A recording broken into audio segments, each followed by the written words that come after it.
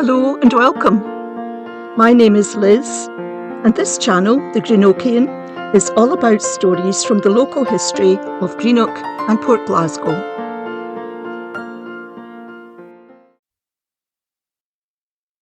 It's Saturday, the 8th of April 1820, a dreadful day in Greenock's history. By the end of the day, 9 townspeople would be dead and at least 13 injured in a riot that centred around the town's jail in Bank Street. Scotland, 1820.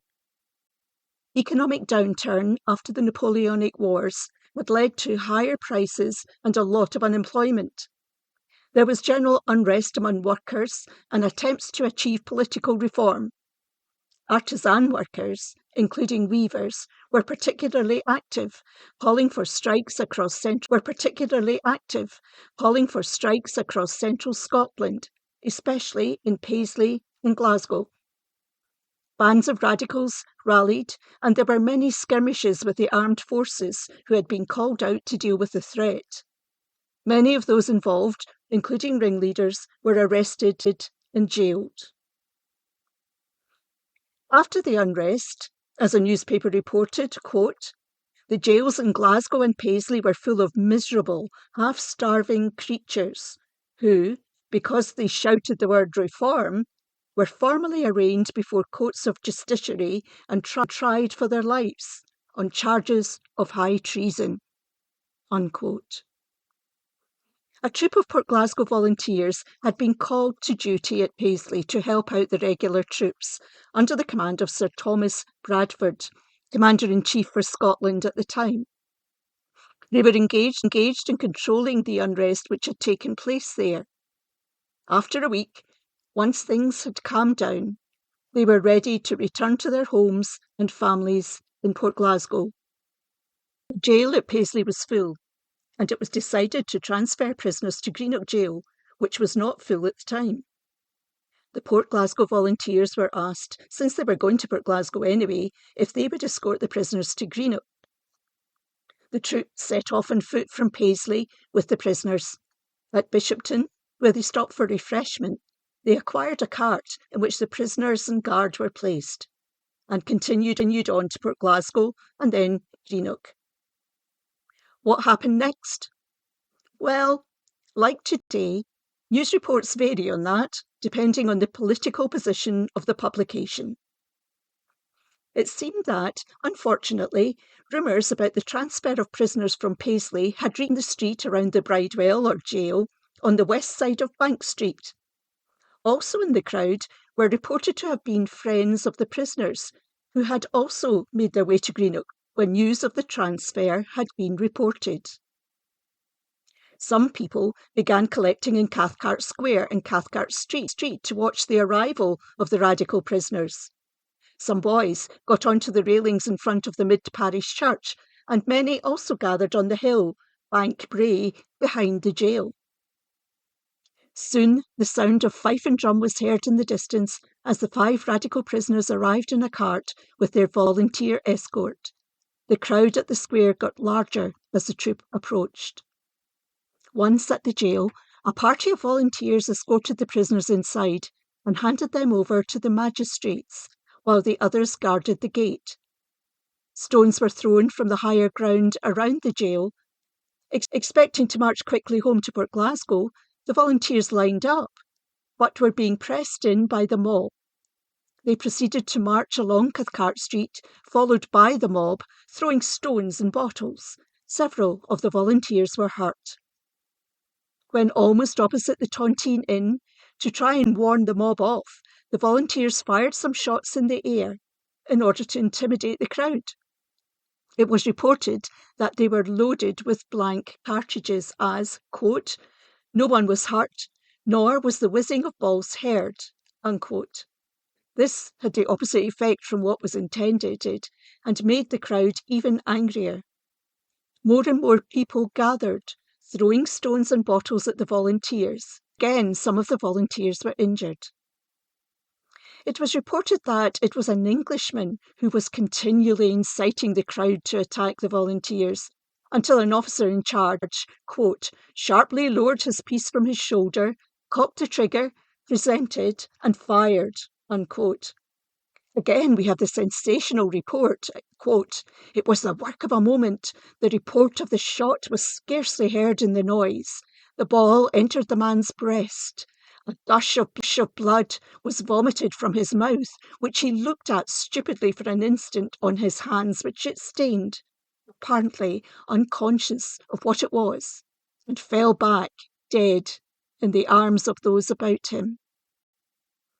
By the time the volunteers got to Rouen Street, they had again to try and dispel the crowd. This time, some of whom were injured. The crowd attacked with what was to hand: stones, bricks, and bottles, continually harassing the volunteers. The volunteers made their way to Cartstike. Occasionally, the men at the back would stop, turn, and fire on the crowd. At Cartstike, a number of residents stepped outside their houses to see what was going on, and unfortunately many of them get caught up in what was happening and were injured.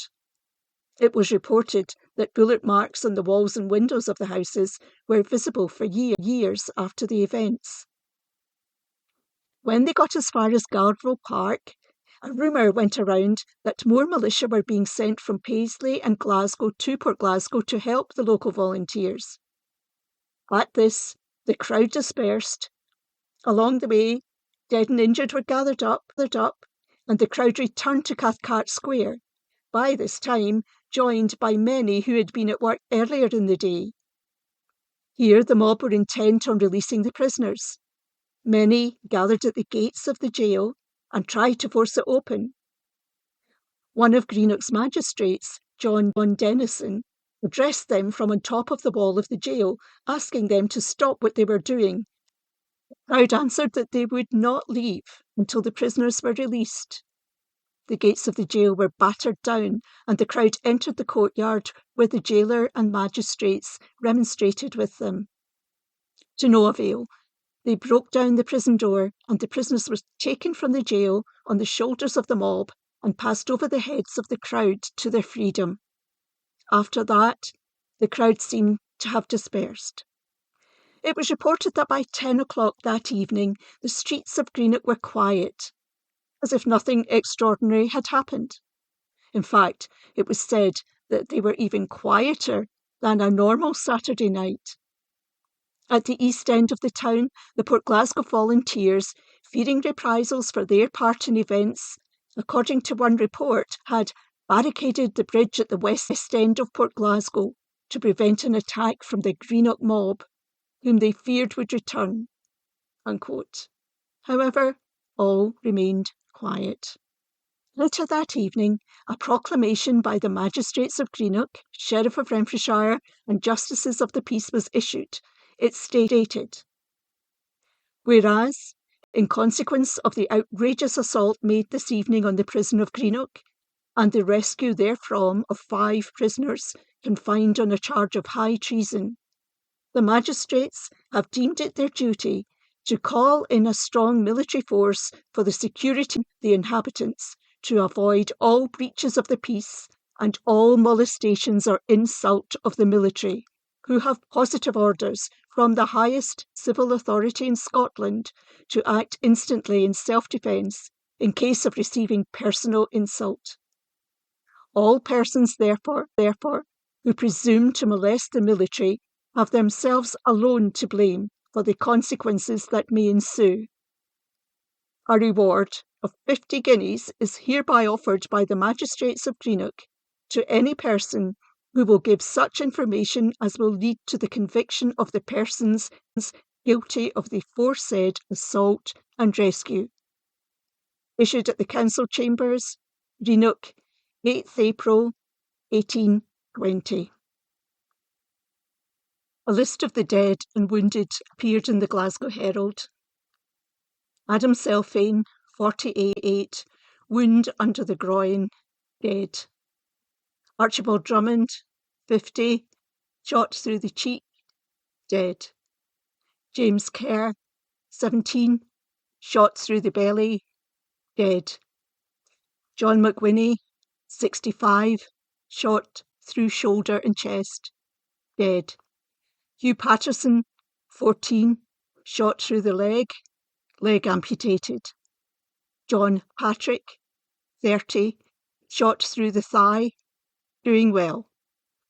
David McBride, 14, shot through cheek and jaw, doing well. A. McKinnon, 17, shot through chest and arm, doubtful. Catherine Turner, 65, shot through the leg amputated. John Boyce, 33, shot through the belly, dead. George Tillery, 25, shot through the thigh, doing well. Robert Spence, 11, shot in foot, slightly. William Lindsay, 15, shot dead on spot. James McGilp, 8, shot in right thigh. Gilbert MacArthur, 18, shot through the left thigh, flesh wound. John Turner, 22, flesh wound. Peter Cameron, 14, flesh wound. John, shot through calf of left leg. Surprisingly, there seemed to be many lower body injuries, especially wounds to the legs. It was thought that these were perhaps caused when the crowd had tried to wrestle the guns from the volunteers. The next still quiet in the town. A party of hussars sent by Lord Blantyre, the Lord Lieutenant of the county, arrived in the town, expecting to have to break up groups of citizens and keep the peace. They had nothing to do. Getting as far as Blackhall Street without meeting a single person, they turned around. Troops also arrived by steamship from Glasgow, expecting to meet with resistance from the inhabitants. Sir Michael Shaw Stewart, the local laird, and a party of men also arrived in the town. Sir Michael, gauging the state of affairs, ordered refreshment for the troops at the White Hart Inn in Cathcart Square before they left the town. In the days after the riot, there was widespread surprise that such an event happened in Greenock. A newspaper reported that, quote, a number of strangers had been observed lately in Greenock and Port Glasgow, and surmised that these had probably been some of the leaders of riots in Glasgow and Paisley, flying from justice, and who were the instigators of the affray. In a letter to the editor of the Glasgow Chronicle, from M. Fraser, Sergeant Major of the Port Glasgow Volunteers, he writes, Sir, some small inaccuracies having crept into your account of the late unfortunate affair at Greenock, I beg your insertion of the following few remarks. In the first place, I beg to mention that in order to apprise the magistrates at Greenock of the approach of the 5 radical prisoners, 2 volunteers were dispatched who arrived there about an hour before the main body. And although it is understood that this was the first official notice the magistrates had received, yet it is evident the mob had been well aware of it, as they had already assembled in large numbers, and so violently assaulted the 2 messengers that it was found absolutely necessary for them to remain concealed until the corps arrived, with whom they returned. It is stated that on our entrance into Cartstike, the mob began to assemble, but I have already shown that the assemblage had taken place long before, and it is only necessary to add here that on our arrival we found the shops all shut, a circumstance very unlikely. I apprehend that motives of the crowd had been supposed to originate merely in curiosity. On the contrary, to be mistaken. It is also stated that on our return the mob followed us only to Cartstike Bridge, but the fact is that they hung onto our rear as far up as the Bottle Works, where they were at length beat off. Few shots were levelled at the mob, but far the greater proportion having been fired over their heads. Had it been otherwise, the slaughter from the crowded state of the street must have been dreadful. In fact, it was with the utmost reluctance that any were so levelled, and only when the ferocity of the mob made it obvious to the volunteers that nothing short of their destruction had been determined on. It is right to mention, too, that the officers were particularly active in preventing the men from firing, having exposed themselves in the rear to the imminent hazard of their own lives, not only from the bullets occasionally whizzing past them, but also from the ponderous stones thrown at them by the mob, and in consequence of which last they were most severely bruised. I am, sir, your most obedient servant, M. Fraser, Sergeant Major, Port Glasgow Volunteers. Today, near the site of the old Greenock prison, on the east side of Bank Street, is a memorial to those who were killed or wounded. It is called The Hands of the Fallen by sculptor Angela Hunter.